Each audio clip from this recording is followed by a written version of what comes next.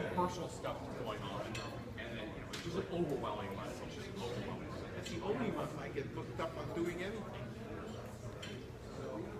Michael, how's it going?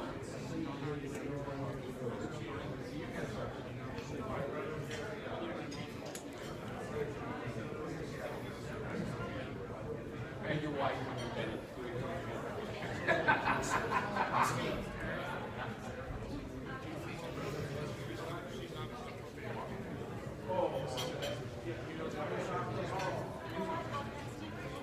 all right, how are you, Graham? Good. Hi, Diane. Good. You are? You asking me? Oh, sure, I got it.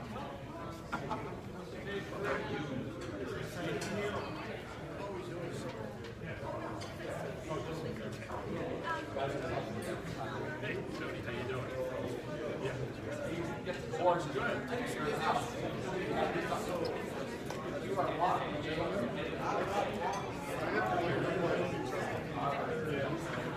It's a nice venue.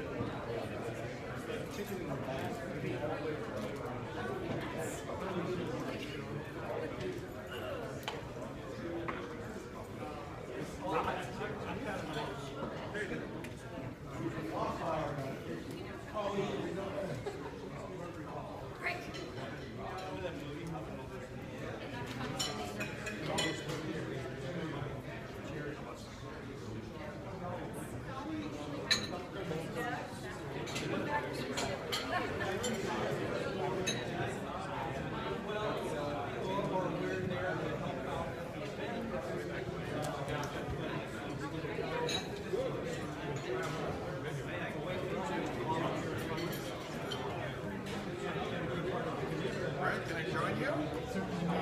How are you doing today? All right, how are you? All right, all right. I've got a question for you. You have a question for me? I do. I got a box of these out of the Right. I think I'd rather be out there.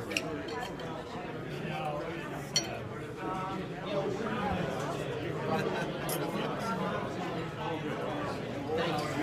Thank you. You take it when we together.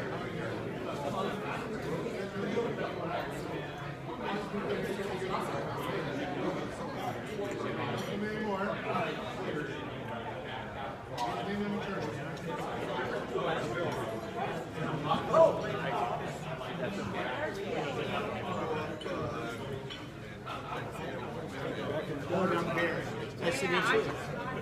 Terry. God wants to know I will be heading next week.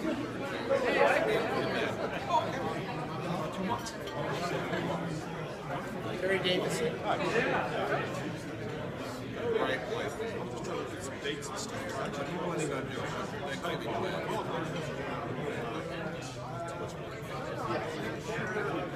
Okay, so it's one day.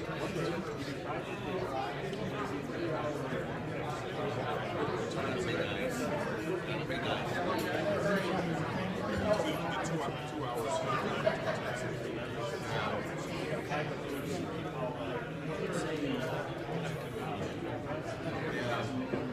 Oh, wait, but there's one.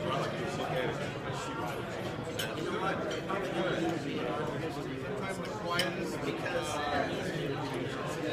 quietest holiday is the best. Thank you. You might want to decide if I'm going to show or sign up.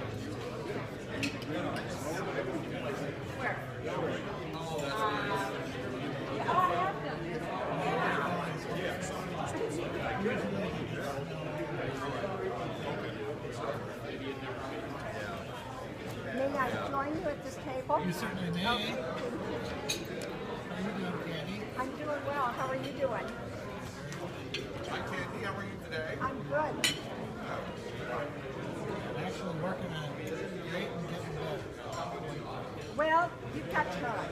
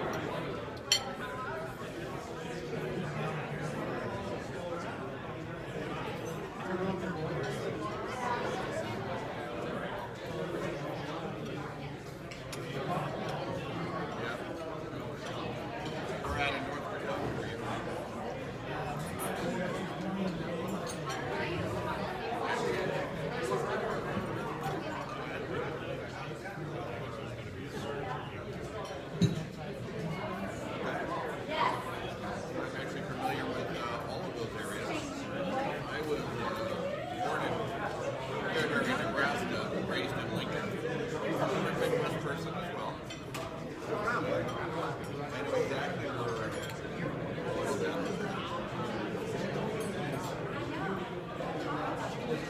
my parents moved out there when I was 11.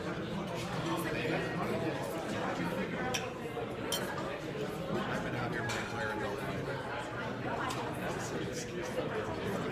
40 plus years.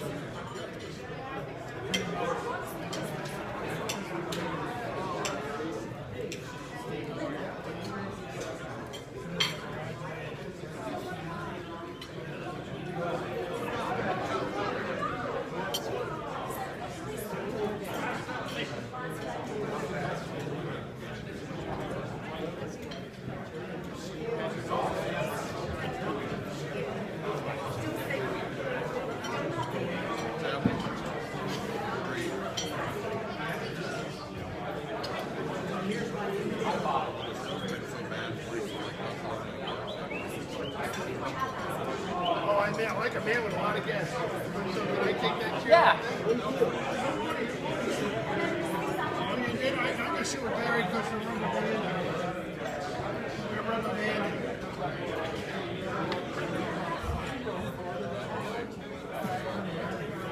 Yeah, that's very good. Hi, Tony. How are you?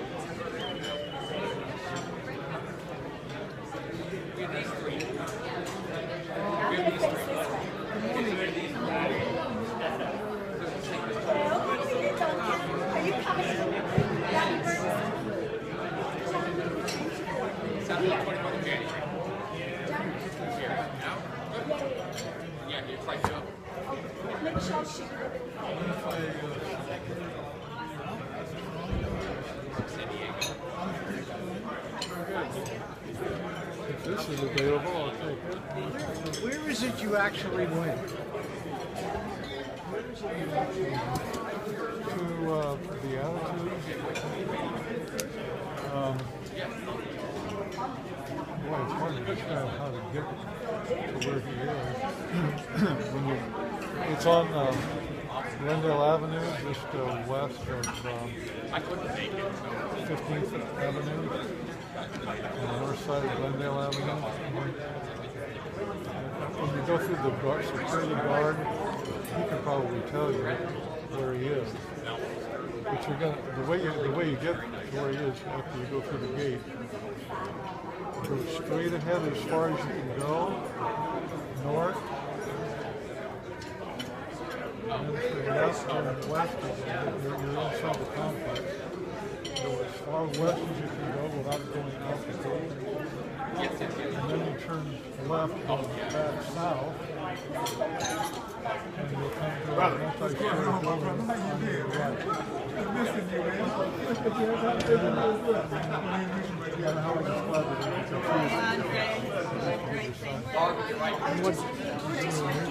he's on the third floor. I think it's floor 2-2 or something like that. So Tony had your key in the pocket. Of that building. There's a lot of buildings in there. It's not easy to. So there's no name on the building right here? There probably is, but I don't know what it is. Is it, what is it called, something like some kind of care or something? It might be, but I don't know. I don't know what it's called. If it is called, it probably is called something. It's actually you just go in almost a circle, as far north as you can go, as far west as you can go, and almost all the way back to Glendale Avenue. And then you'll come to a place where it kind of you'd be driving into a courtyard, and the building you want to go to is on your right a little bit. And that's the one you go Is there a receptionist there when you go Yeah. to the building? Yeah. Oh, so she would know. She would know what room he's in. Yeah. But it is on the third If floor. you're in the wrong building, they would look it up on the computer. I would think so, yeah. I managed to get the right number the first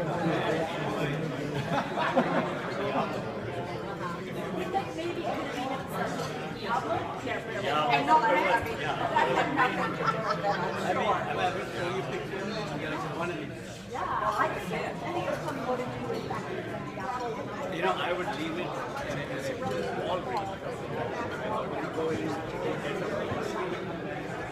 The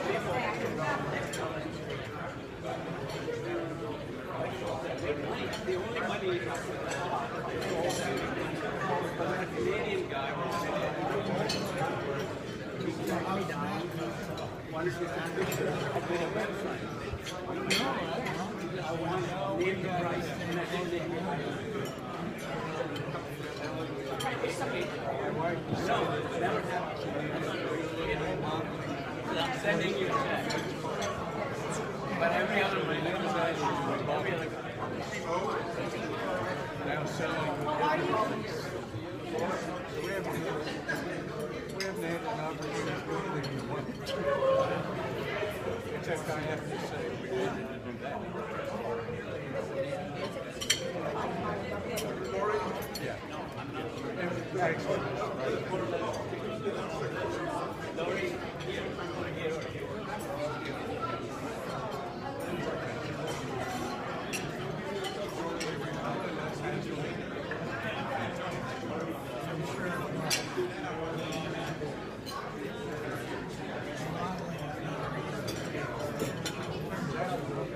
The place that we buy belongs to John Nancy.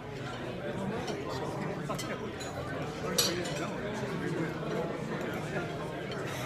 Until we were just about ready to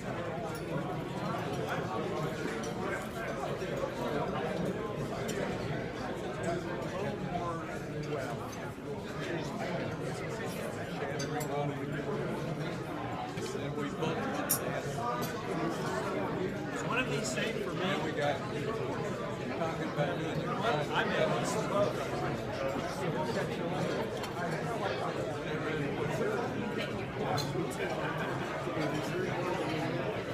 Hi.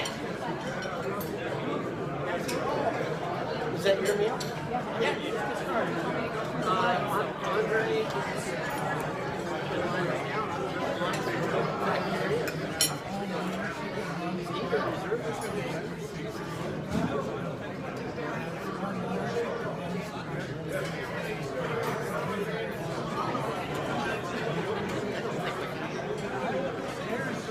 Well, we got Paul and Augustine. You. It's up to you, but I don't know if there's a lot of I got Alice coming, I think Joe, Big Paul.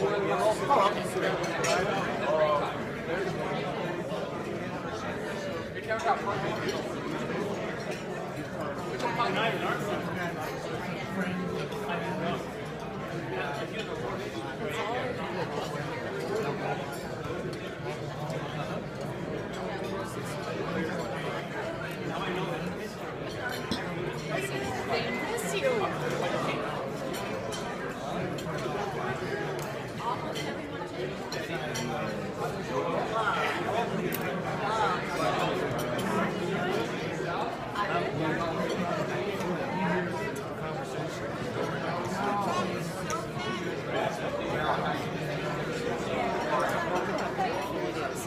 Do you know what? I remember coming here when the FDR opened now. Years ago, when the big opening was here. You're illustrious. You guys are so illustrious. You guys have already spoken for us. I just pulled the Huh? I just pulled it. Oh, Zach, you got it? Yeah, so that is I've been well. I want you to meet the CEO of the Shima Art Center, Jocelyn Hansen. nice to meet you. Anthony Villa. So Jocelyn, Shima Art Center. You know, Gary I'm thinking something else. and you had your Rotary wine there one year. And Andre serves on my board. So he's going to talk about the shop. Now I'm in the know. That's right. So I'm going to sit next to you. All right? Turn all the way around. That's what I was thinking. At least you can kind of see.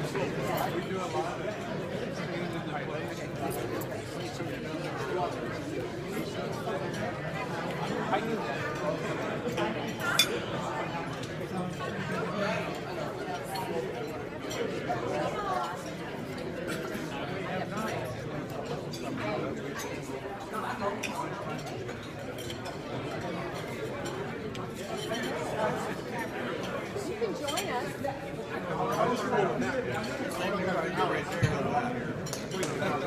Okay. Yeah, from here. I guess we do. We have to say one for Carrie. We got to say Alice. Oh, Alice? Alice. Who's already here? Barry, Mike. I think that's Barry, Gary, somewhere. These are how we call save. I just need one for Alice. I'm not doing rooster finding after all. No, they ran out of time. I'm still married to Desiree. Because I wanted to do one-on-one.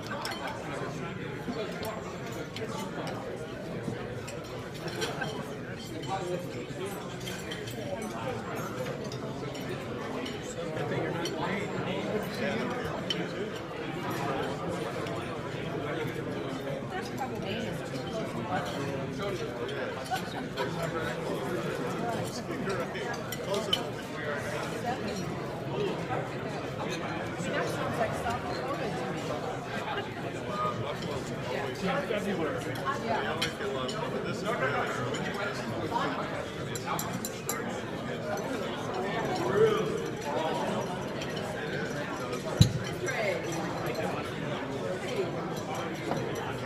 Where that water runs off,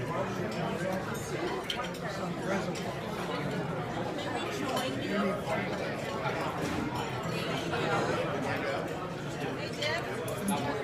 Hi there.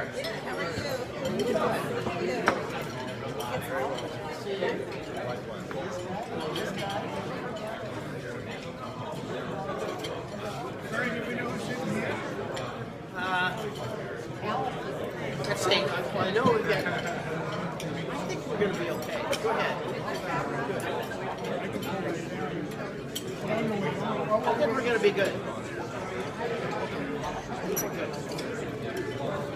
Who else is coming besides Paul? Oh yeah. Okay. Okay. Once we're there. Well, it seems like we're getting.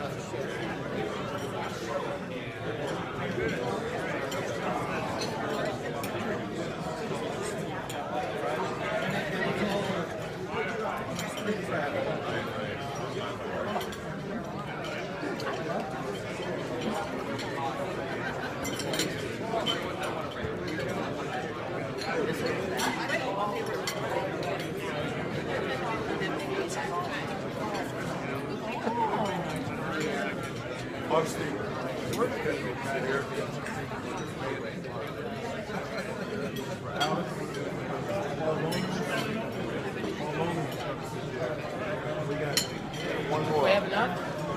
We're okay? Paul.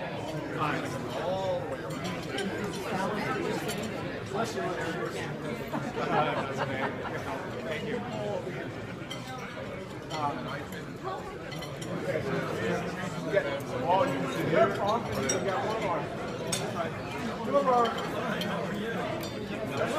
This is Alice. You can sit there, Anthony. If you want. I don't think we have anybody. Santa. Skinny Santa.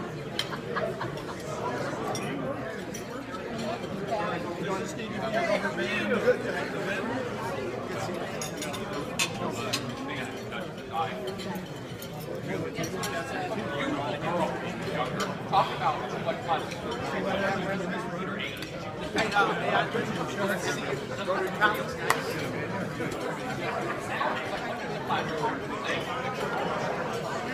Michael Jackson, very important. Like, how many more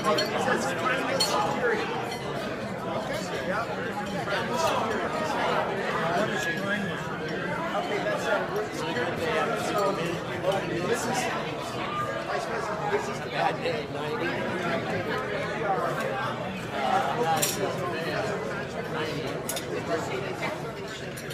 So, they got these, it's a slow process. Anyway, so we just took this. We had the scorpions.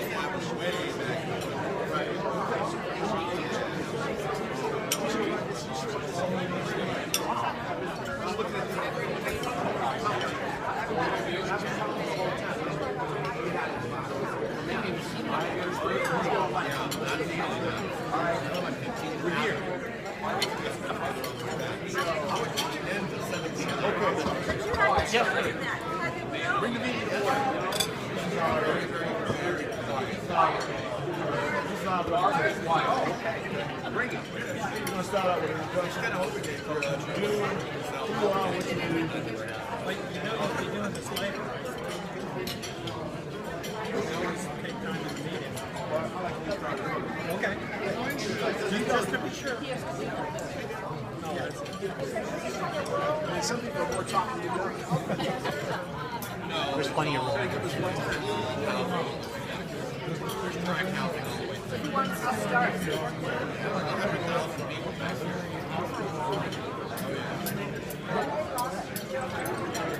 Sure. Actually, I know what golf course they're on. How long have you been trying to bring it?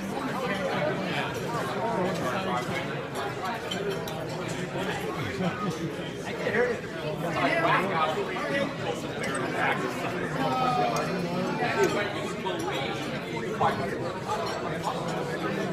Right? The thorn, the golden barrel.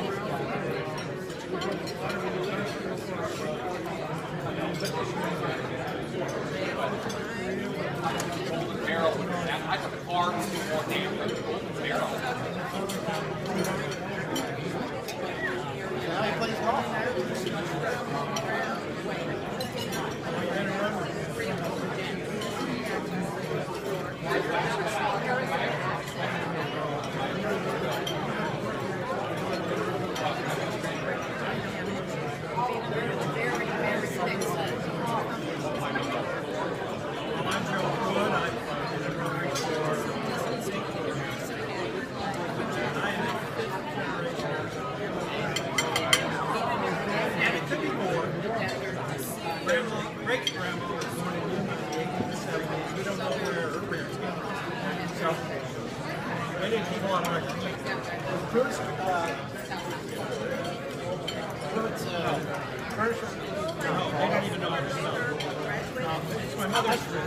It's my mother's family.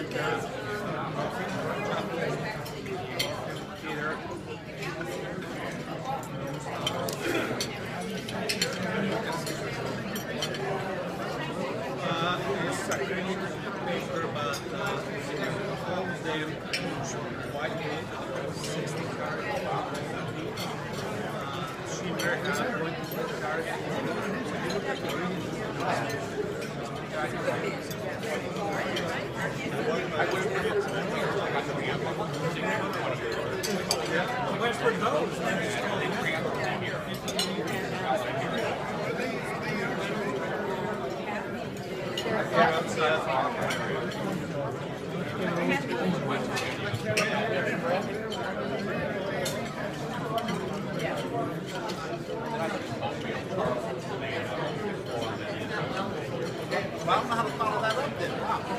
Family meal. That's right. Well, all right, so family meal, I'll just share with you guys. It represents my company, Private Security. No, I got to get to Arizona, eat that, it's like 95 degrees in August at night that you get to outside. Yeah, with all the rules, it's still all rules. Outside, when you take another shower. That extra shower. I've never done anything else.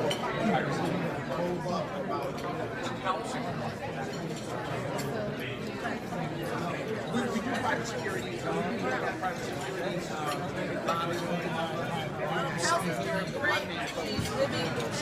Now we want to walk away from the opportunities for private security, executive protection. It's a wonderful place. Just finished up.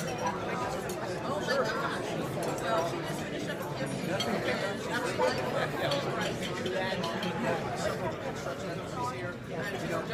I've been we have now has Social Security armed and unarmed. And we also provide we have a partnership with organizations. you don't have to go back for homecoming this year. We used to eyesight. Oh, you just did. The science job. Well, we're going to be here looking at because there's a lot of folks are gravitating that direction. There's more opportunities. You got to be always changing. Yeah, absolutely. That's right. That's what I say. I'm married.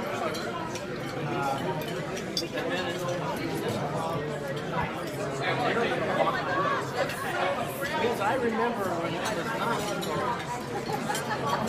we just met. I like a lot better now. I had to the proximity. I'm involved all time. We actually say the best time to turn it off is in the morning. I have all that apple pie and my coffee. No sweeter than pancakes.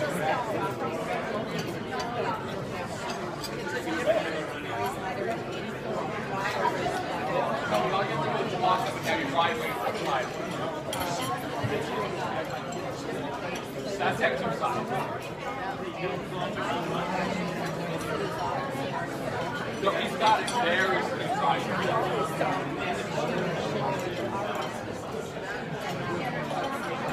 A couple of times looking at the driveway, so I can get words on it.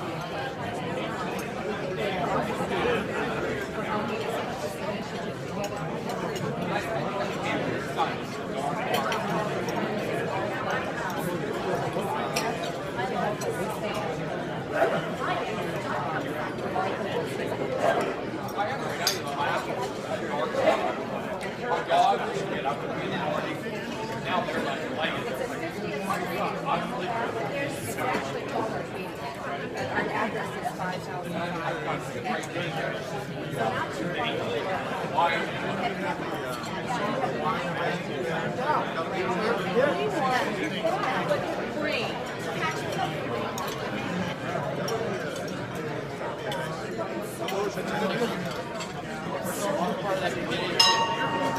Oh my God.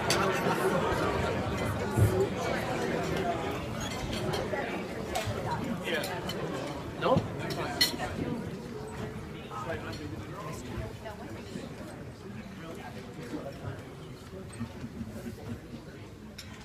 Welcome to the 20th meeting of the 101st year of Phoenix Rotary 100.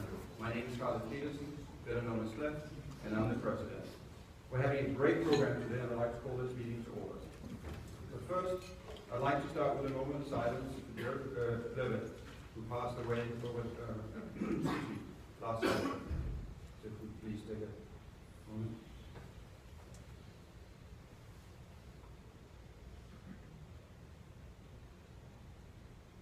Thank you very much.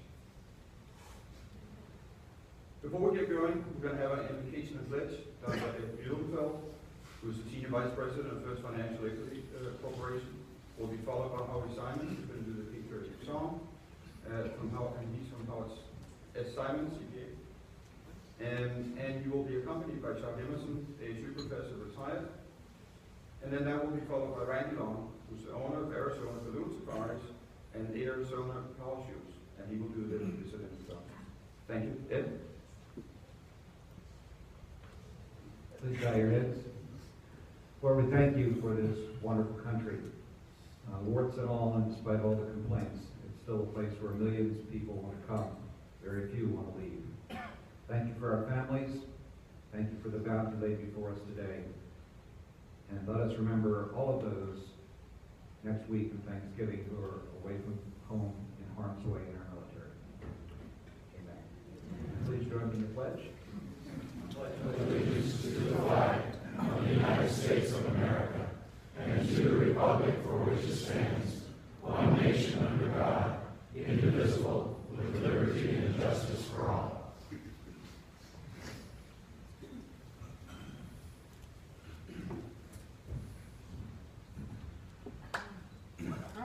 Howie. Our patriotic song today, we're going to America the Beautiful. The words are up there or there. And I am very appreciative that I have Maestro Chuck Emerson to accompany me. Get it.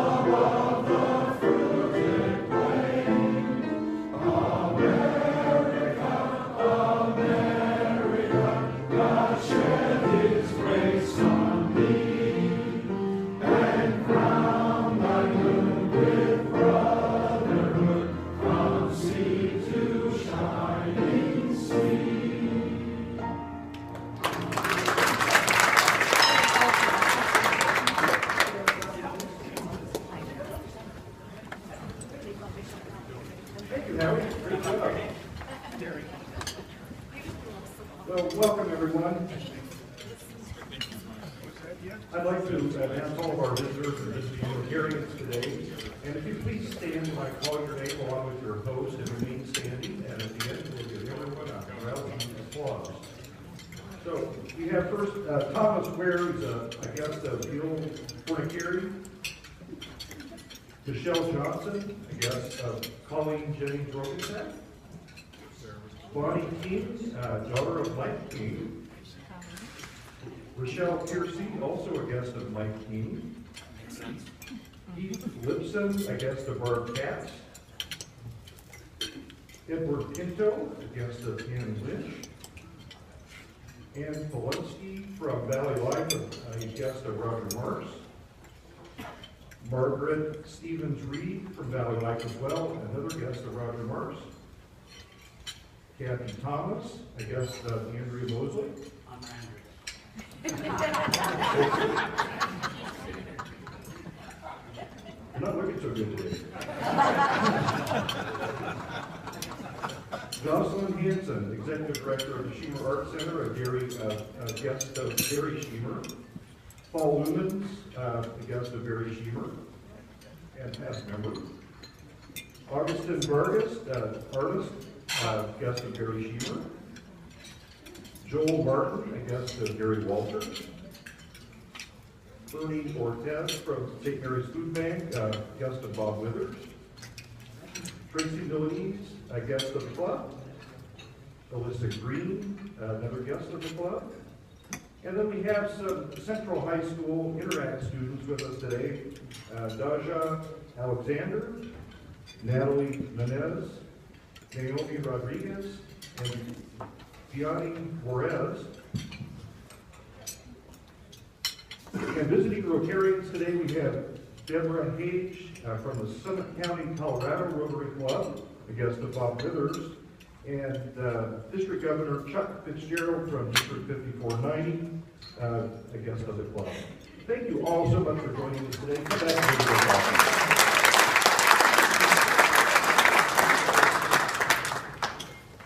Thank you, Mr. Fitzgerald, it's you.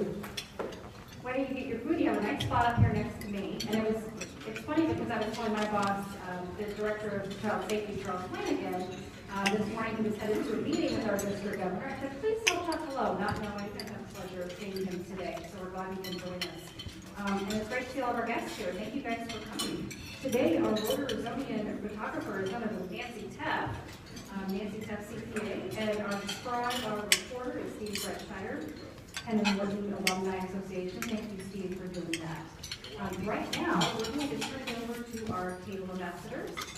For those of you that are serving as ambassadors, you have a folder in front of you as you know that has some great announcements about Rotary events coming up. And we'll like to think about when we are ready to begin our program. Thank you. Okay.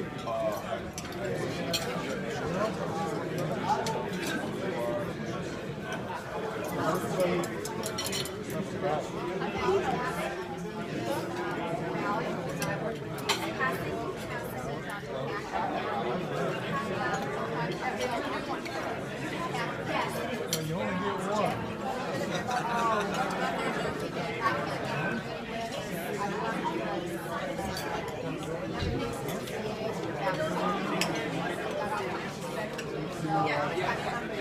Trying to fill it out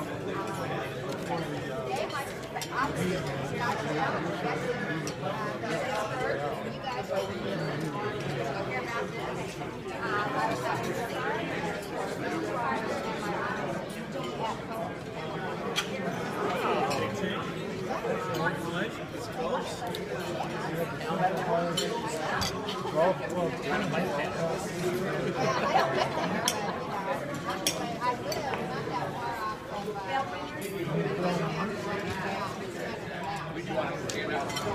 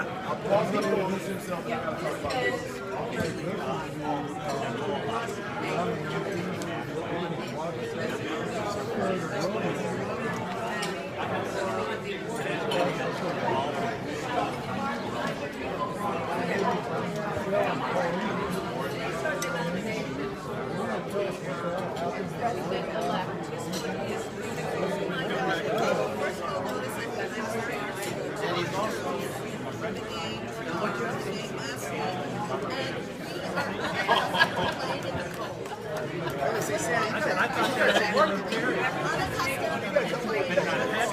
That's my story.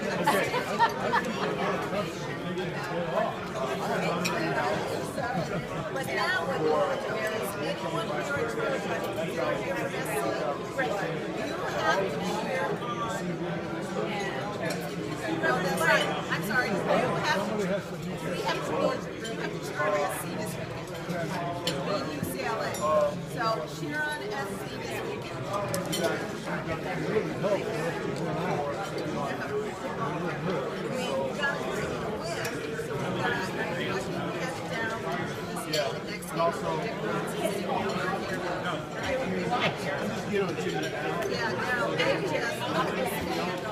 And you can fill it out.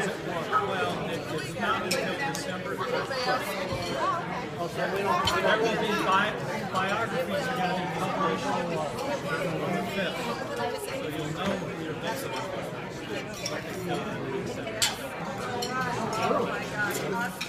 There's an effort. And as you look at that, if your name's on there and you want it to be on there, well, you speak up. Well, sorry.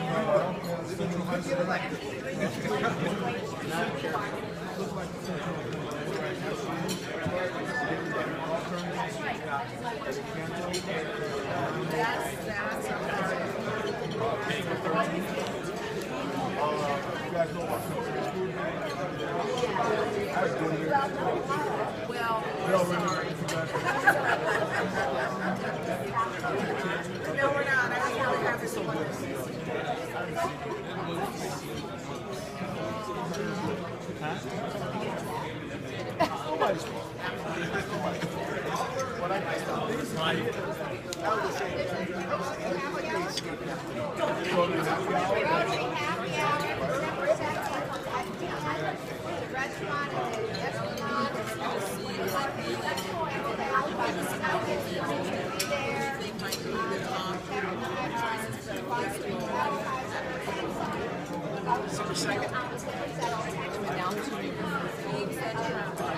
Okay, any new business? You're willing to pick peace. Art next week. Yeah. Hey, listen, all of you guys. Oh, women's basketball has started.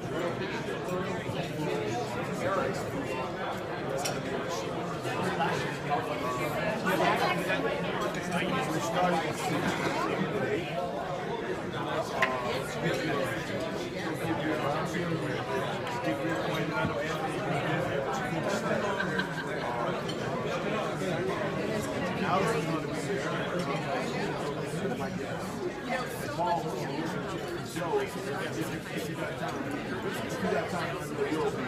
I'm not worried about Joe. He'll show up. Because they want to stop us from having babies. But I think about it now and you wonder why I'm not And there's going to be great desserts. run up to a great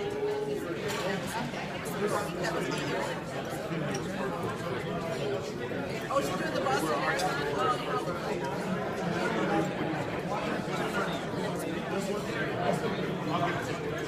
Yeah. Well, you tell her, I don't know what it's like, but our friends have been seeing you around house, big house, at the top of our So like watch the top of Hartford Hills, and she runs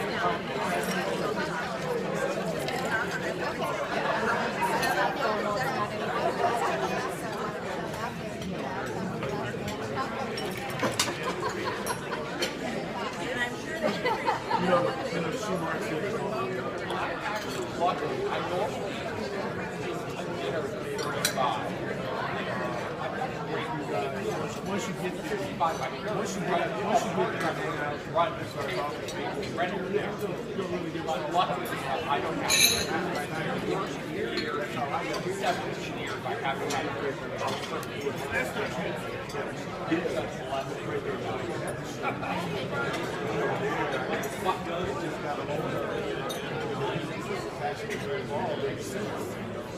between Rotary and She Marks.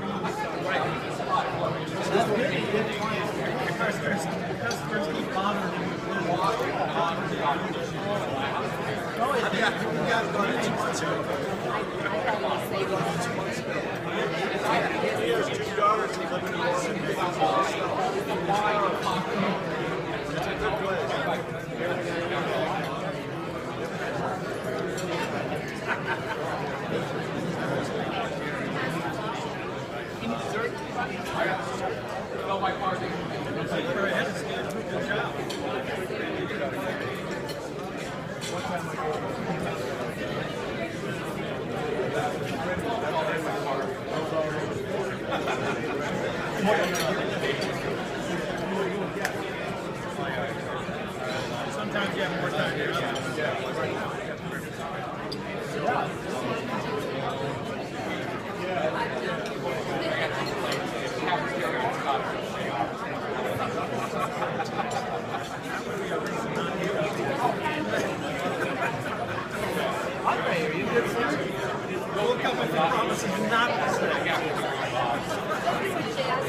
Get him in the rubber band.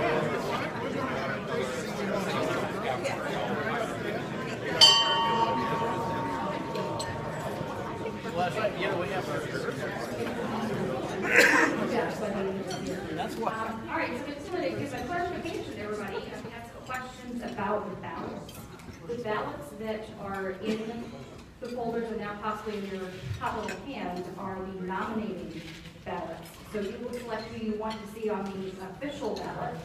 The ones in front of you, the nominating ones, need to be returned to Beth no later than the 28th.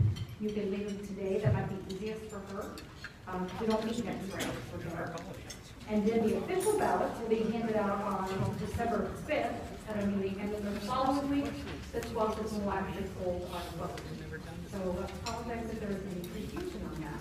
At this time, Steve Wilson has graciously agreed to play the role of Sergeant at Arms. So thank you, Steve. We're going to go around for some announcements from the floor. My cheat sheet says the first person is Andre Taylor. Is that right? That's right. Yay! Well, Terry, it's good to see you. I stand before you on behalf of the Shemer. Happy holidays, everybody. The Shemer Arts Center, wishes you all a very blessed holiday. Season, excuse me. Saturday, December 6th, between the hours of 6 and 8, we will be holding a kickoff campaign. Excuse me, I'm just not used to this, I'm sorry. We will be holding a kickoff campaign at the Shemer for the Friends of Martha Legacy Club, okay? The whole idea is to recognize this great lady for donating the Shemer Arts Center to the city. 30 years ago. 30 years ago. That's a long time. That's great. I'm going to be short because I only have 2 minutes. The paintings that you see out in the lobby are from Mr. Augustine Vargas, who is an instructor at the Shemer as well as the Mesa Arts Center. He has taught in Mexico, the University of Juarez. He's taught there as well. But other than that, here, I'm through with the speech. I need you guys to come by the Shemer, okay? It's a great, great little place. I believe a lot of you attended the Grape Arizona wine event a few years back, and that's where we had it, okay? I got involved shortly thereafter with the Shemer, and I fell in love with it, and I'm proud to say that I'm a board member.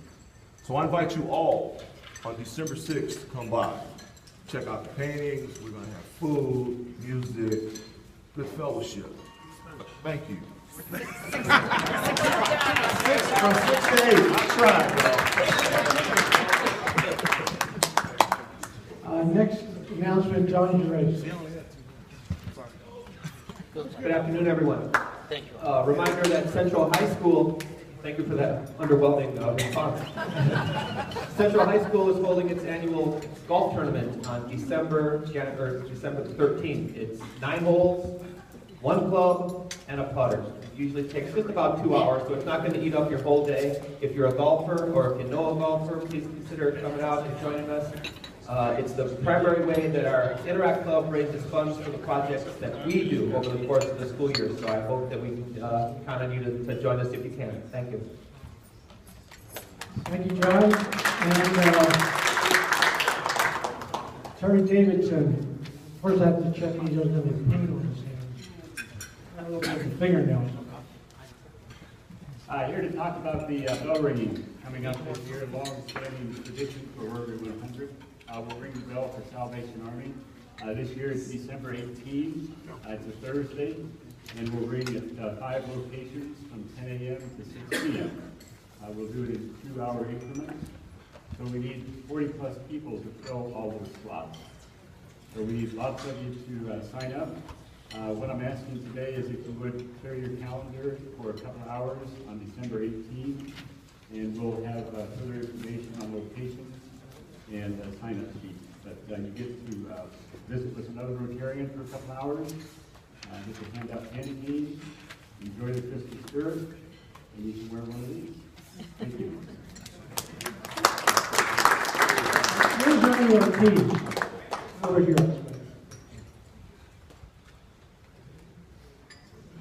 Thank you very much. Thank you. Well, thank you very much for having me. My name is Ernie Ortiz, and I'm with St. Mary's Food Bank.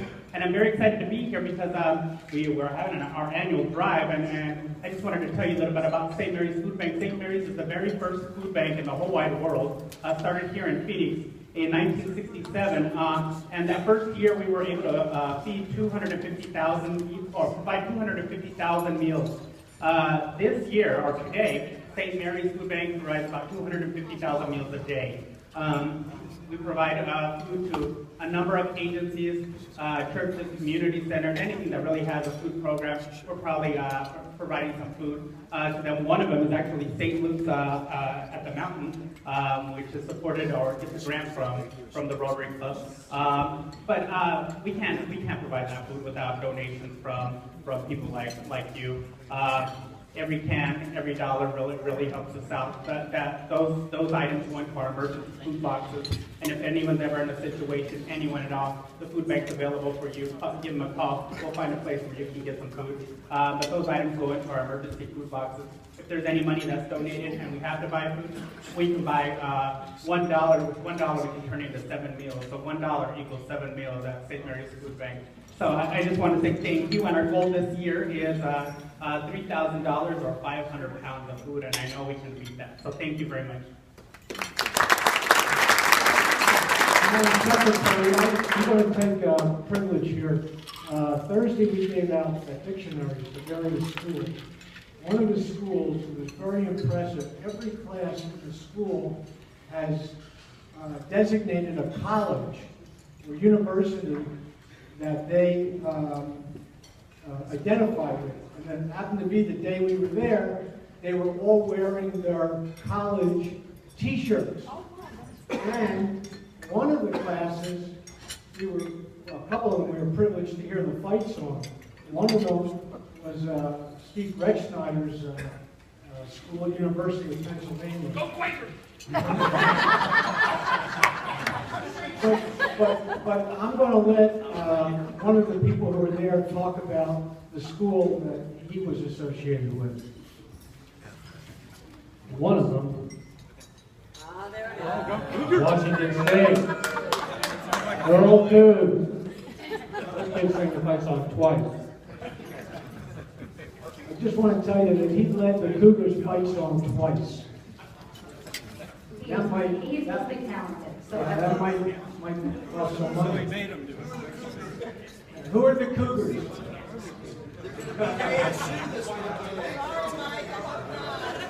There's a TV show, Cougars, I think it's on Lifetime. Is that what we're talking about? All right, thank you, Steve, for serving as our sergeant at arms today, Director Kakar. At this time, it is my pleasure to introduce our district governor, Mr. Chuck Fitzgerald.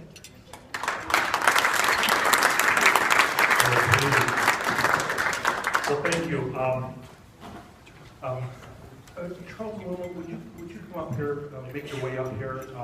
I have the honor of presenting a foundation recognition to Charles and Wilma Emerson. And as they're making their way up here, I can tell you this past weekend, I was in Victoria, Canada with Charles and Wilma, and 18 people from our district were there. And we got to see firsthand the people that are helped by the Rotary Foundation. We saw a polio, I would say victim, a bit of a survivor, crawl his way up to the stage, and that was just amazing to see that. We heard about orphanages in Mexico that are recipients of grant money that is provided by the foundation, but it's really provided by donors like you, the two of you. We talked to people that put wells in developing countries. That was done because of donations from people like you, Charles and Wilma. We know right here in Arizona that Yarnell has a new water system because of people like you, because of the donations and the sacrifices you made to give money to the Rotary Foundation. We also have projects in a lot of the Rotary clubs in our districts, like dictionary projects or Feed My Starving Children. Those projects are funded in part by people like you, Charles and Wilma, who have given to the Rotary Foundation. It is amazing to know what's going on in our world, what's happening in our world because of the Rotary Foundation. And I would encourage anybody in the room, if you're not already participating in the Rotary Foundation, make that a charity of choice. It doesn't have to be on top of your list, but it needs to be on your list somewhere. Because the money you give to the foundation goes to these wonderful projects. And at the Zone Institute, we heard a lot about these projects. And I couldn't be any more proud to be standing here with two of my mentors in the Rotary and being able to recognize you for the donations you made to the Rotary Foundation. Charles and Wilma, you guys are extraordinary. You know, and I really have a hard time putting words to it. But I do know the Rotary Foundation has words for it. They call it major donor. Right? And so Charles and Wilma Emerson are major donors 4 times over, 5 times over, 3 times over. Okay, that's a personal donation of over $50,000. That is amazing. You guys are amazing.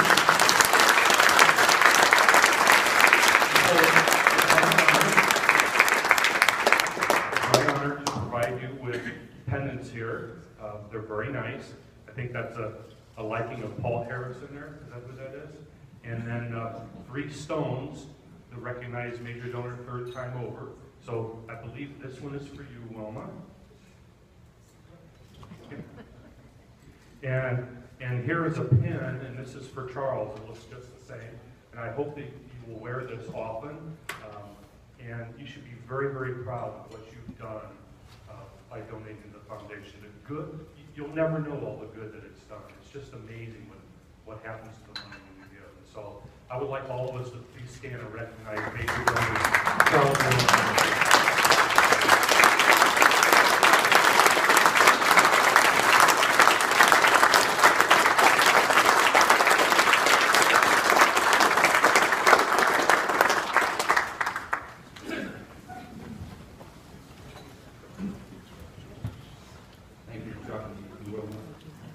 That is very, very, very serious.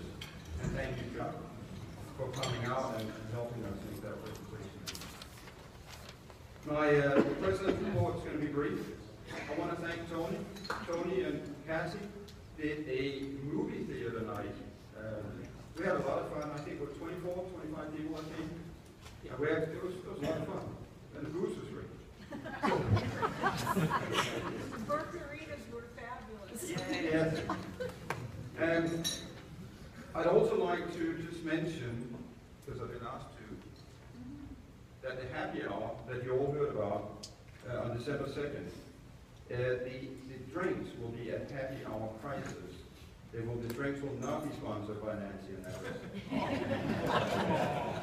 I had thought of forgetting to mention that, but I thought better not. Anyway, Let's get on with the program. We now have Dave Howell. He's the Senior Vice President and Regional Director of Wells Fargo, and he will do the program introduction. Thank you.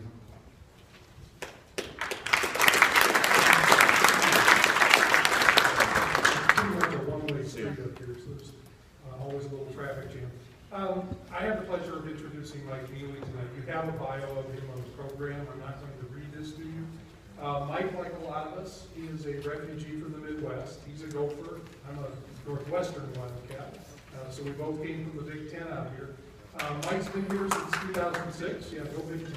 Not the greatest football conference that it used to be, but he has made the transition from professional sports to the college sports world. He's been in charge of, as the paid senior staff person, executive director of the Arizona Sports Foundation, only since May.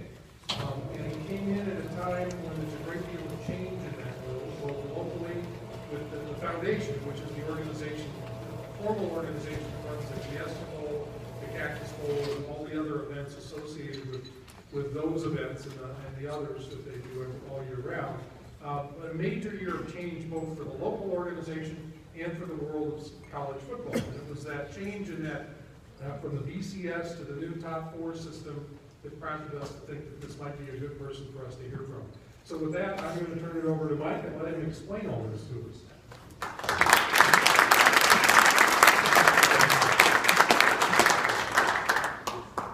Thank you, Dave, for the introduction, and I appreciate the opportunity to hopefully explain a little bit of the college football world. I assume there's some college fans out here. I have a sense of that. So hopefully you'll leave today and you'll have a little bit better idea of how this new world is going to work. We'll talk about the Fiesta Bowl, of course, a little bit as well. And I will also like to start out, though, actually talking about this yellow jacket that I'm sporting here. I see somebody, Colleen, are you hiding behind your program over there? I want to call up Colleen, who is one of our board members, who is at this event without a yellow jacket. But I might have done that apparel of my own John, since she's one of our board members. No, I think if you've been in the Valley very long, you probably have a good sense of what this yellow jacket represents. And it's not just a football game. Certainly, the reputation has been built on putting on some major football games. Games, that is, the Fiesta Bowl and now the Cactus Bowl, and a lot of other events. But this jacket also represents, as hopefully many of you know, a lot of the economic impact that these events and this organization has been able to bring into our valley here. And specifically, even the last 5 years, it's been $1 billion of economic impact. So we're not going to be with a billion, of course. And these are major events, and it takes a lot of work to put these on. But this yellow jacket does represent that. It also represents, you know, a army of yellow jackets and volunteers that are not only just putting on the events. It takes a lot of people to run events, and many of these are volunteers, of course. These volunteers are also out there, besides the events, doing other things in the community. And that's one of the things, you know, maybe a little bit more emphasis that we've done in the past that I want to bring to this is, you know, we have at our resources thousands of volunteers. And I want to get our volunteers, and mostly because I think they want to be out and participating and doing things out in the community and giving back to the community. And that's at the end of the day, you know, the yes, I just said Rose Bowl, didn't I? The bowl is really part of this community, and what we want to do is give back to the community and not lose sight of that. You know, there's a lot of work and big events, but part of this community, we are a nonprofit, we want to give back to the community. And we do directly as well, besides the economic impact. You know, we're talking, you know, we're on pace right now, in the last handful of years, giving away $1 million directly to local charities. So it's a lot of value that we're able to pump directly back into charities in need, and I want to grow that.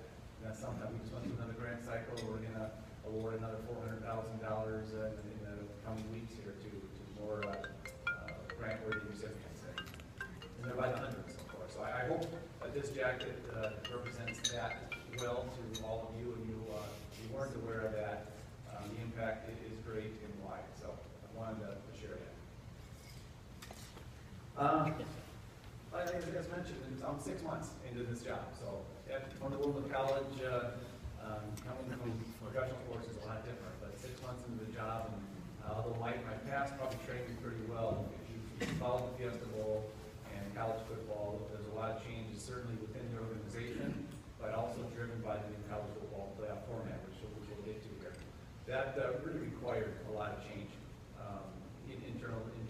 So my background in kind of corporate business, and I found myself in the sports world and sports entertainment, and initially with a expansion team up in Minnesota, and that brings on a lot of chaos and a lot of uncertainty, and so I got trained probably pretty well there. Probably be training for my next job at Phoenix Coyotes, and if you paid attention at all, the last 8 years in Coyoteville has been pretty hectic and uncertain, and so going through a lot of changes and challenges, but I think that been good training ground, but also I always look at it as opportunity. So when I came here, and I have to say that the first day when I came to the job, that's when you really find out everything, and you open up the kimono, and there's a long list of things that I had to do, but I look at that as certainly as an opportunity, and we have a great amount of opportunity at the Fiesta Bowl, and you get a list of things to do, and we've been very fortunate to accomplish in a short amount of time with a great group of people, great staff, that we've been able to get sponsors and title sponsors for our major bowls. We're going to be announcing the Cactus Bowl this coming week, so that's not out yet. But Vizio being the bowl sponsor for Fiesta Bowl, National Bank of Arizona, on the parade, a great event, and we're happy to have them as a great sponsor. So a lot of great work that the organization has been able to accomplish in a short amount of time. That first day certainly was an interesting one for me to learn all this stuff. And as I look back to that first day, actually the most thing I think about is kind of going back to the yellow jacket. You guys probably realize this, but you don't walk into Nordstrom's and pull one of these jackets off the rack. Amazingly, right? Special order. And on day one, you don't get a jacket, so I had a loaner. And certainly there's some media hits this first day, introducing and things like that. And what I remember from that first day was coming home, though, and talking to my 13-year-old daughter, and she had seen something on TV or something. She saw me in a picture of the yellow coat, and her comment was, "Dad, you look terrible in yellow." And her next comment was, "Why is it yellow?" And which I didn't have an answer for. And then it was, "Well, you're kind of the boss then, right?" It's like, "Okay, yeah, where's this going to?" "Well, then why don't you just change the jacket color?" Explain that to her. I said, "Yeah, because her job as fast as I got one." So, but which was interesting, but the one big question she asked is, "Why is it yellow?" And I didn't have an answer to that. And I did a little research, and there actually is an interesting story and some stories of how it came about. But I'll jump to the short answer of this. Is at the end of the day, in 1971, when the bowl was started, there was already some other bowls being played. There was a golf tournament being played, and the colors were taken: green, orange, red, white.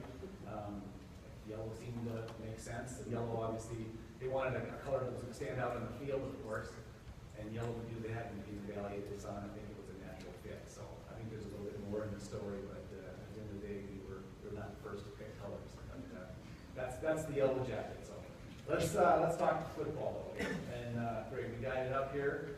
The rest in peace, the BCS. It is now the playoff era. That trophy, that's the new trophy. If you haven't seen it, that's what they're playing for. And we are now in a playoff. People debated it, asked for it. Some people didn't want it, but we have it. This is it. It's a playoff system, but that playoff system is really just 4 teams and 2 games. It's a 2-game playoff, playing for that trophy and meeting together in one of the bowl games to advance on to the championship game. Now, the championship game is probably important to know if you didn't know this. Different from the BCS world, it's not really the host bowl that's putting on that championship game in any type of location. This is now a bidded process, and it is awarded to cities that put forth the best bid and really are accepted. So that's the good news, though, is this first year is getting played in Texas. As a state of Arizona, we were able to get the award for 2016. So next year we will host the championship game. So that is exciting, and of course the economic impact and everything about that. But that actually is not a Fiesta Bowl game. It is now in this new world. It's going to be it's an event that the local organizing committee will be putting that on. Certainly we're represented on that, and I'm in management in that group, and we'll be helping put that on. But that is a big change from before the BCS world. That was our game to play. So let's go to the next slide if we can. And so what does that mean? How does that transfer? How do teams get to that final 14? A few new rules here. First of all, in the bowl system, there are 39 bowls right now. That's grown over the years, but you can imagine there's 39 annual bowls. However, there are 6, I would say, Fiesta bowls, and what is going to be referenced as, and you'll see the New Year's 6.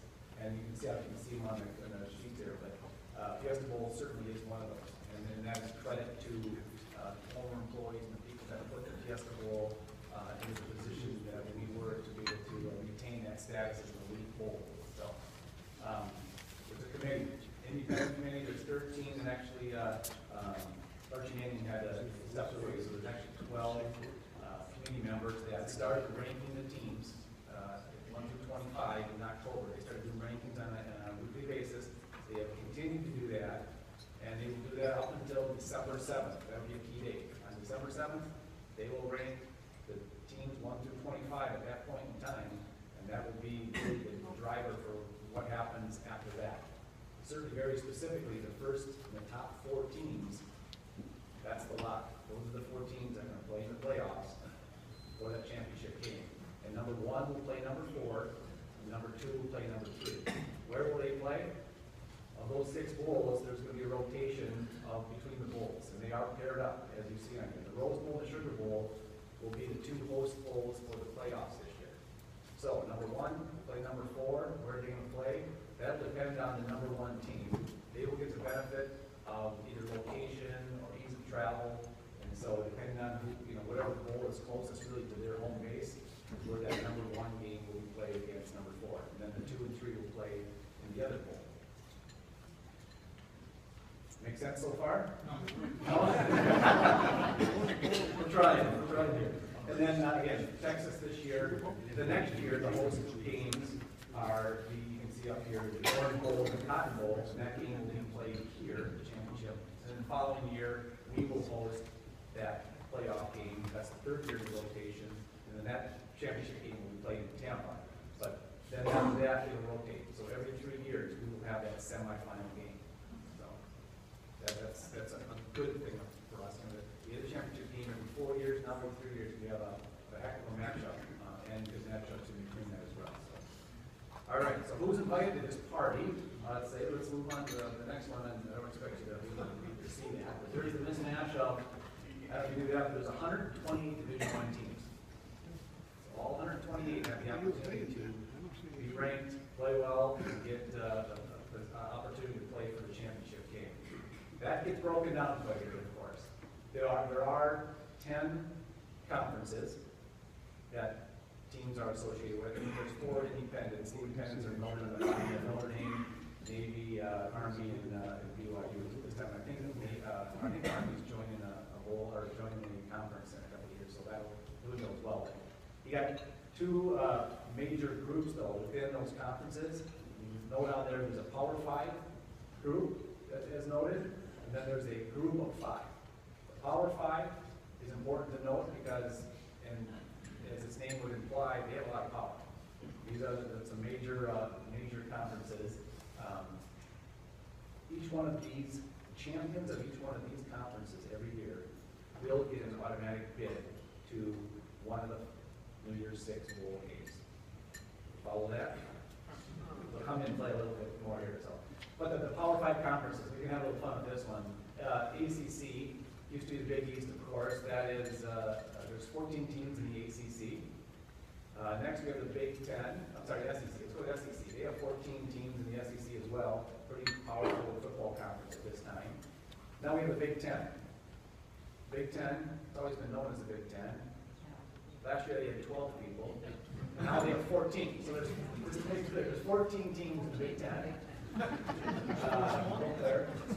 talk about the Big 12. That's a better guess. The Big 12 used to be the Big 8. It's now the Big 12. There's 10 teams in the Big 12. Now they have the Pac-12. Not as bad. Pac-12, they have their math right. It used to be the Pac-10, of course. Now it's the Pac-12, but at least they have their math right. There are 12 teams in the Pac-12. So congratulations to any Pac-12 members that they have their numbers right. So anyway, so That's, well, 5 of those, 5 teams are also guaranteed to play on the New Year's Eve Bowl roster. The group of 5, I don't want to call them a second tier, because I think that they'll maybe refer to that sometime, but I would say that the group of 5, there's 60 teams in that group.